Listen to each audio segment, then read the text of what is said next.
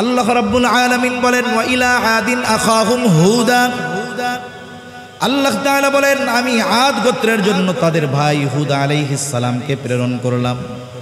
ওয়া ইলা সামুদ আখাহুম সালেহা, আল্লাহ তাআলা বলেন সামুদ গোত্রের জন্য আমি তাদের ভাই সালেহ আলাইহিস সালামকে প্রেরণ করলাম।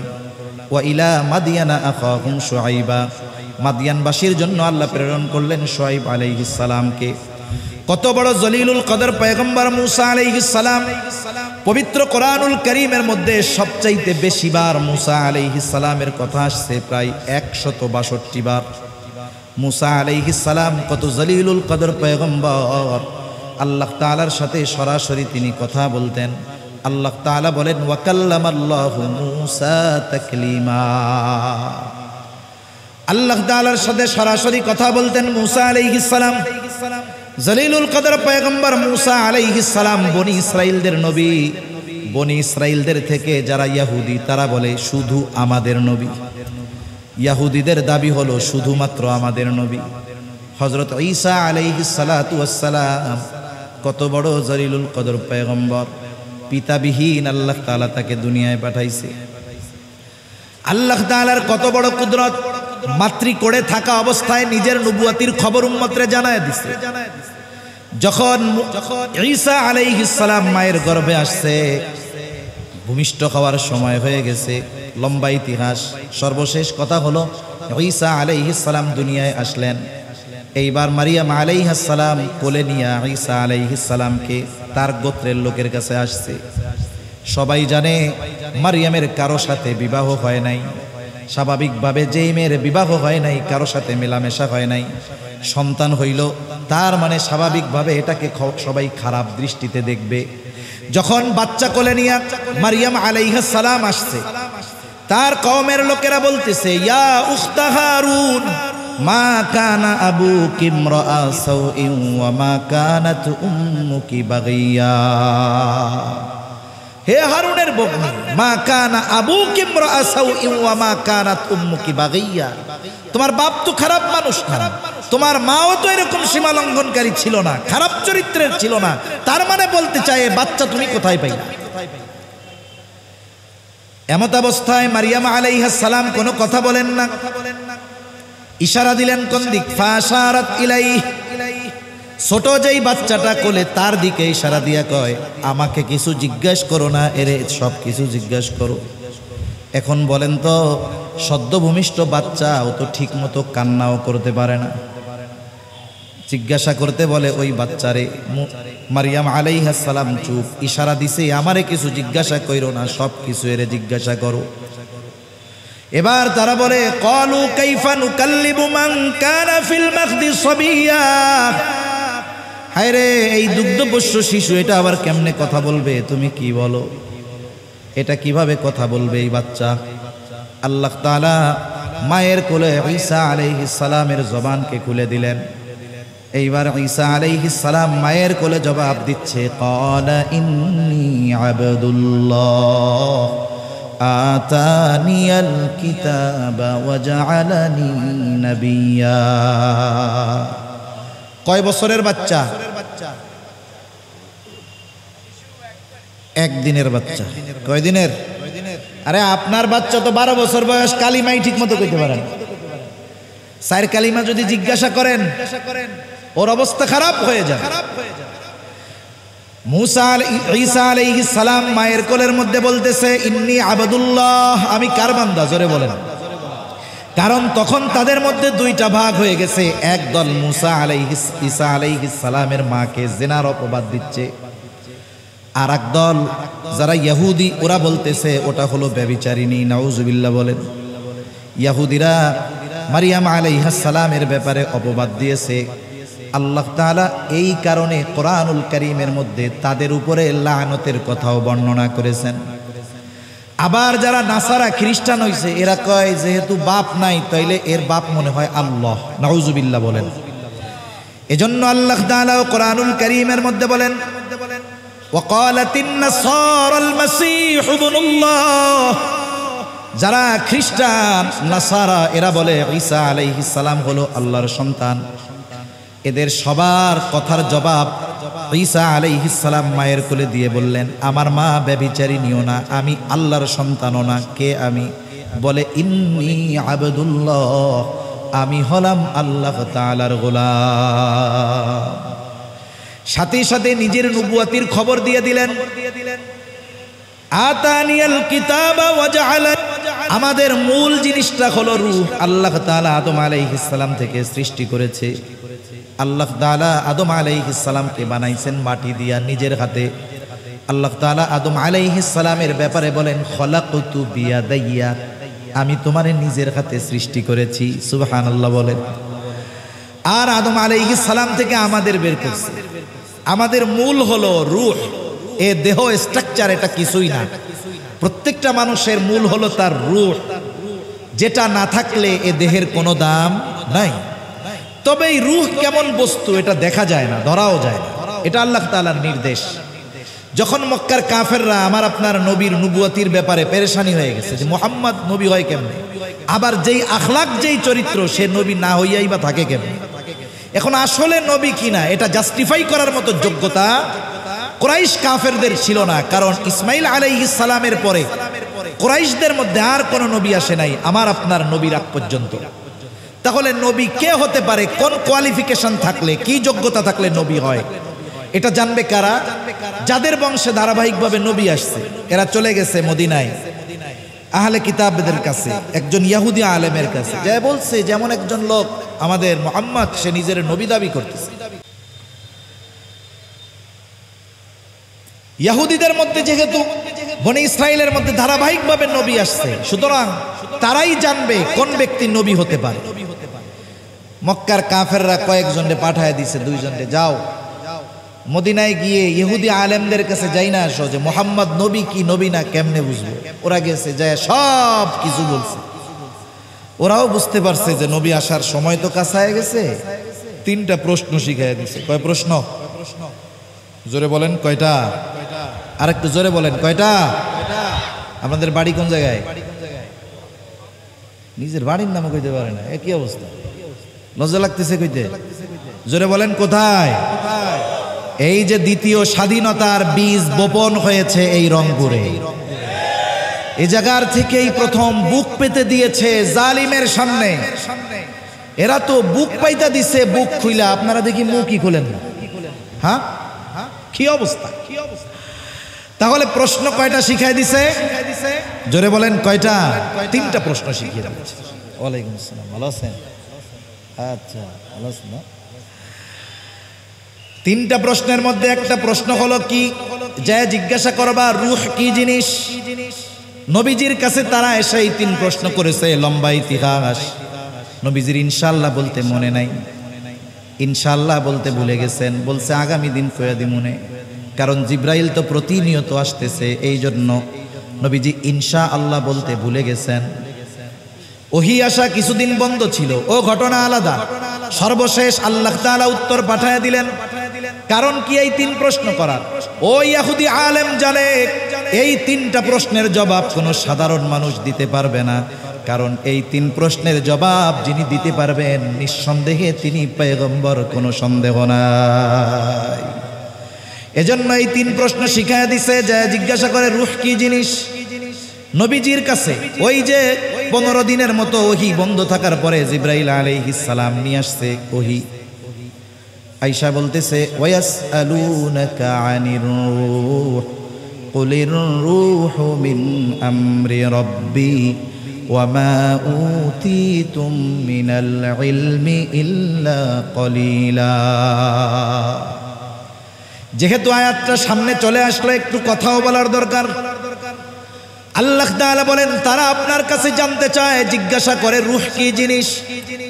আপনি বলে দেন, কুলির রূহু মিন আমরি রব্বি, রূহ হইল আমার রবের একটা প্রত্যাদেশ, একটা নির্দেশ, একটা ওয়ার্ডার, একটা ফরমান। এখন কথা হলো, ওয়ার্ডার ফরমান এটা কি ধরাও যায় না, দেখাও যায় না। সাথে সাথে আল্লাহ তাআলা বললেন, ওয়ামা উতিতুম মিনাল ইলমি ইল্লা কলিলা। আল্লাহ বললেন যে আপনি বলেন রূহ আমার রবের একটা আদেশ। সাথে সাথে আবার বললেন যে ওমা উতিতুম মিনাল ইলমি ইল্লা কলিলা, তোমাদেরকে অতি সামান্য জ্ঞান দান করা হয়েছে। তার মানে এই রূহের হাকিকত পরিপূর্ণভাবে অনুধাবন করার যোগ্যতা আল্লাহ মানুষকে দেন নাই। সেজন্য এই মহাবিশ্বের সব কিছু গবেষণা করে এই গবেষণার চূড়ান্ত অবস্থানে পৌঁছানোর যোগ্যতা মানুষের নাই। এখন আমাদের জ্ঞান কতটুকু? আল্লাহ বললেন অনেক কম দেওয়া হয়েছে। কমের একটা পরিমাণ আছে না? কমের তো একটা পরিমাণ আছে। আপনি সর্বোচ্চ পরিমাণটা নির্ণয় না করতে পারলেও কমের বিষয়টা একটু শুনেন, কত কম। এই সূরা কাহাফের মধ্যে আল্লাহ তাআলা কয়েকটা ঘটনা বর্ণনা করছে। এর মধ্যে একটা ঘটনা আছে মূসা আর খিজির আলাইহিমাস সালাম, এই দুইজনের একটা শিক্ষা সফরের ঘটনা। দুইজনে সফর করছে। মূসা আলাইহিস সালামকে জিজ্ঞাসা করা হয়েছে সবচেয়ে বড় আলেমকে, উনি বলছে আমি। আল্লাহর জবাবটা পছন্দ হয় নাই, উনি পাঠাইছেন, আল্লাহ পাঠাই দিয়েছেন খিজির আলাইহিস সালামের কাছে। লম্বা ইতিহাস। এবার সফর শুরু হবে। 15 মিনিট না? ঠিক আছে, 10:20 আসবে। এবার খিজির আলাইহিস সালামের সাথে প্রথম সফর শুরু হয়েছে নৌকায় সফর শুরু হয়েছে। দুইজনে নৌকায় উঠছে সমুদ্র পাড়ি দেওয়ার জন্য। তখন একটা দৃশ্য দুইজনের চোখে পড়ছে। দুজনে যখন সমুদ্রের মধ্যে চলতেছে, হঠাৎ একটা পাখি উড়ন্ত অবস্থায় সমুদ্রের সাথে ঠোঁট লাগায় পানি পান করতেছে। উড়ন্ত অবস্থায় ঠোঁট লাগিয়ে পানি পান করতেছে একটা পাখি। এই দৃশ্যটা দুজনেই দেখলেন। খিজির আলাইহিস সালাম বলতেছে, ভাই মূসা শোনো, ওই যে পাখিটাকে যে পানি পান করতে দেখতেছ, পানি পান করতে গিয়ে ওই পাখির ঠোঁটে যতটুকু পানি লেগে আছে, আল্লাহ তাআলার জ্ঞান যদি হয় এই সমুদ্র পরিমাণ, তাহলে গোটা সৃষ্টি জগতের জ্ঞান ওই পাখির ঠোঁটে লেগে থাকা পানির তুলনায়ও অনেক কম। তাহলে আমাদের জ্ঞান কত কম এটাও আমরা নির্ণয় করতে পারবো না। এত কম জ্ঞান আল্লাহ তাআলা আমাদেরকে দিয়েছেন। এক কথার থেকে শুধু আর এক দিক চলে যাই আমি। আমার আবার বেশি দূর যাইতে ভাল লাগে না, এগুলো উল্টাপাল্টা মনে হয় আমার কাছে। তা গেছি কোথার থেকে? যে আল্লাহ তাআলা আমাদেরকে আদম আলাইহিস সালামের পৃষ্ঠদেশ থেকে একসাথে কিয়ামত পর্যন্ত যত মানুষ আসবে, যত মানুষ আছে, যত মানুষ গেছে, সবাইরে আদম আলাইহিস সালাম থেকে আল্লাহ তাআলা বের করছে, পৃষ্ঠদেশ তথা পিঠ থেকে। কি বের করছে? রূহ বের করেছে। আর রূহ হলো মানুষের মূল। এই জন্য যখন কেউ মারা যায় রূহ বের হয়ে যায়, দেহ ঠিক থাকে, কিন্তু কি বলে অমকে ইন্তেকাল করেছে। যার দেহ থেকে রূহ বের হয়ে যায় তার নাম তখন হয়ে যায় লাশ, লা শাইউন ফি, যার মধ্যে কিছুই নেই। আদম আলাইহিস সালাম গোটা সৃষ্টি জগতের সব মানুষের পিতা, কিন্তু সব মানুষের জন্য নবী নয়। ইব্রাহিম আলাইহিস সালাতু ওয়াস সালাম জলিলুল কদর পয়গম্বর। আল্লাহ তাআলা ইব্রাহিম আলাইহিস সালামের ব্যাপারে বলেন, মিল্লাতা আবিকুম ইব্রাহিম হুয়া সাম্মাকুমুল মুসলিমিন। ইব্রাহিম আলাইহিস সালামের ব্যাপারে বলেন মিল্লাতা আবিকুম ইব্রাহিম, তথা মুসলিম মিল্লাতের পিতা ইব্রাহিম আলাইহিস সালাম, মুসলমানদের পিতা ইব্রাহিম আলাইহিস সালাম। হুয়া সাম্মাকুমুল মুসলিমিন, তিনি হলো মুসলমানদের পিতা। তিনি সব মুসলমানের পিতা, কোনো সন্দেহ নাই, কিন্তু তিনি সব মুসলমানের জন্য নবী নয়। কিন্তু আমার আপনার নবীর ব্যাপারে আল্লাহ তাআলা কি বলেন? আল্লাহ তাআলা বলেন, কুল ইয়া আইয়ুহান নাসু ইন্নী রাসূলুল্লাহি ইলাইকুম জামিআ। নবী আপনি বলেন, ইন্নী রাসূলুল্লাহি ইলাইকুম জামিআ, আমি তোমাদের সকলের কাছে রাসূল হিসাবে প্রেরিত হয়েছি। তার মানে গোটা সৃষ্টি জগতের জন্য রাসূল নবী হলেন আমার আপনার নবী। সুবহানাল্লাহ বলেন। এই গোটা মহাবিশ্ব সহ গোটা সৃষ্টি কুল কায়নাত যারে কয়, গোটা সৃষ্টি জগতের কোথাও একটা ইঞ্চি জায়গা নাই যেই জায়গার রব আল্লাহ তাআলা নয়। আছে নাকি রংপুরে 2-1 ইঞ্চি জায়গা যেই জায়গার মালিক আল্লাহ না? আছে নাকি 2-1 জায়গা? ওই রকম গোটা সৃষ্টি জগতের কোথাও একটা ইঞ্চি জায়গা নাই যেই জায়গার নবী মুহাম্মাদুর রাসূলুল্লাহ নয়। সুবহানাল্লাহ বলেন।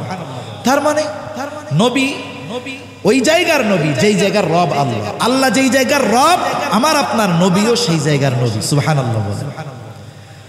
পবিত্র কোরআনুল কারীমের সর্বাধিক পাঠিত সূরা সূরাতুল ফাতিহা।